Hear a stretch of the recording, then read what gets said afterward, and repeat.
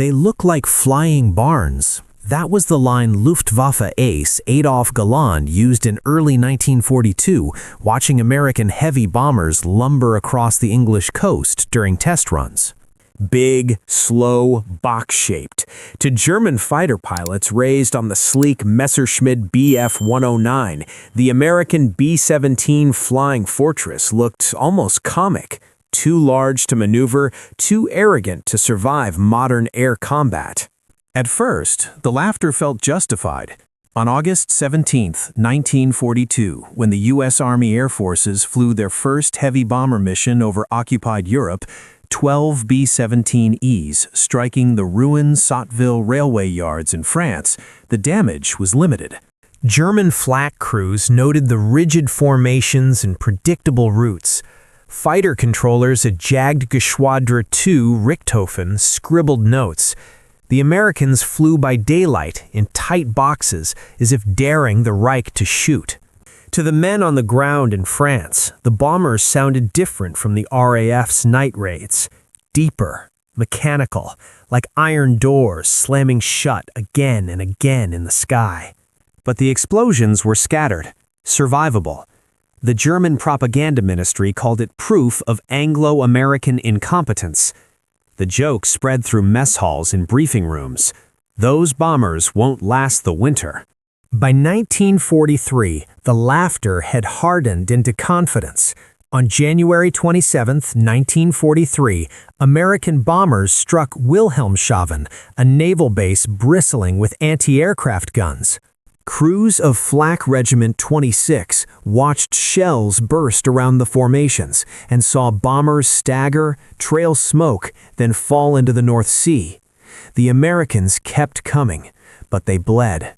German pilots from JG-1 and JG-26 reported easy firing passes. The B-17's defensive guns were real, but not terrifying, yet. In fighter messes, pilots joked about the Americans' obsession with precision. One pilot wrote in his diary near Bremen, "They fly straight, like they believe geometry will protect them." Then came October 14, 1943, Schweinfurt. The name would rot in German memory like smoke-damaged paper.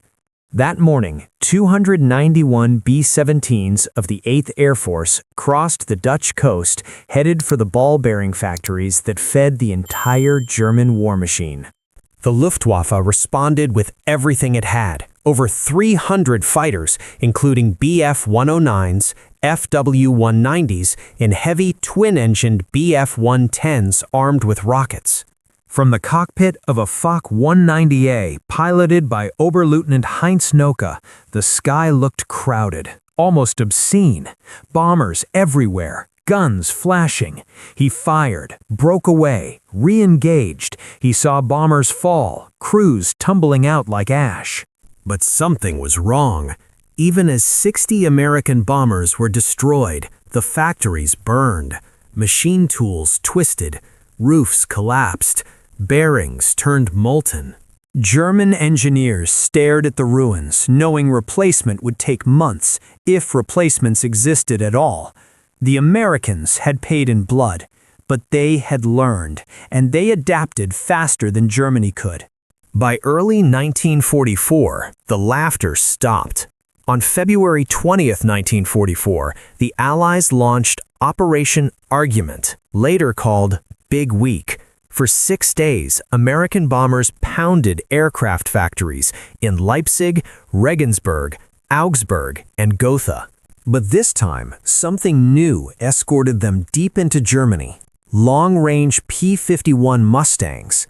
For German pilots scrambling from frozen airfields near Magdeburg or Münster, the sky had turned hostile. Losses mounted. Veterans died. Replacements arrived with barely 100 flight hours. The bomber streams grew thicker, tighter, more disciplined. And then came the fire. On July 24, 1943, the RAF had already shown what fire could do to Hamburg, creating a firestorm that suffocated tens of thousands. But the Germans still believed daylight precision bombing limited devastation. They were wrong. By March 1945, precision no longer mattered, survival did. On March 9, 1945, 334 B-29 superfortresses, American bombers larger and higher flying than anything Germany had faced, burned Tokyo in a firestorm that killed over 80,000 people in one night.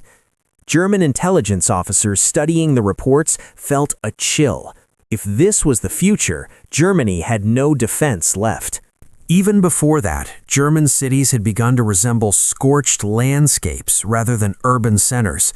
In Dresden, on February 13 through 15, 1945, the combined bombing created winds so strong they pulled people back into the flames. Asphalt melted, stone cracked, fire consumed oxygen itself. Survivors describe the sound not as explosions, but as a roar, like the city breathing its last. German civilians had once waved at bomber silhouettes, believing flak and fighters would save them. Now they ran.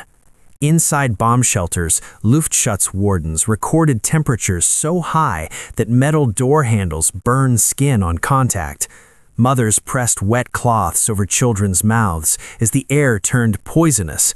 Soldiers home on leave stared at the ceiling, realizing the war had followed them back.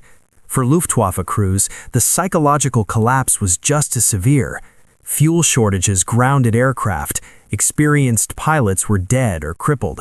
New pilots watched the bombers pass overhead, knowing they could do nothing.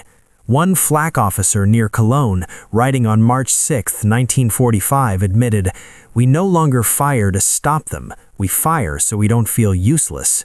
The American bombers, once laughed at, had become unstoppable machines of attrition.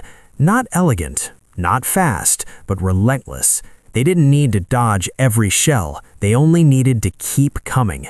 By April 1945, as U.S. ground forces crossed the Elbe River, the skies above Germany were filled with Allied aircraft moving almost unopposed. The bombers flew low enough now that civilians could see the glass noses, the painted names, the men inside. No one laughed anymore. The joke had ended in ash, smoke, and silence, proof that in modern war, endurance could be deadlier than brilliance, and that sometimes the slow, ungainly shape in the sky is not a punchline, but a warning.